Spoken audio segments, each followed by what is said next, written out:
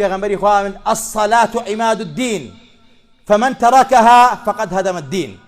صلاة نوێژ کۆڵەکەی دینە، ئەوەی تەرکی کا بەڕاستی دینی ڕوخاندووە. و ئەخێر وەسیەتی پێغەمبەری خوا و کۆتا وەسیەتی پێغەمبەری خوا چی بوو؟ صلى الله عليه وسلم فەرمووی ئاگاتان لە نوێژەکانتان بێ، ئاگاتان لە نوێژەکانتان بێ. کەواتە نوێژ دەرسێکی گرنگی ئیسرا و میعراجە.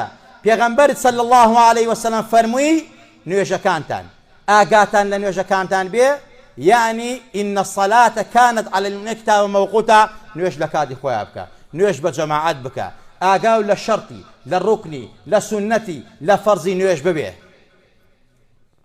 ئەمڕۆ کە بەڕاستی زۆرێک لە مسلمانان فقی نوێژیان نییە، زۆرێک لە مسلمانان بەڕاستی ئاگایان لە نوێژەکانیان نییە، ئامادەش نییە فێر بێ.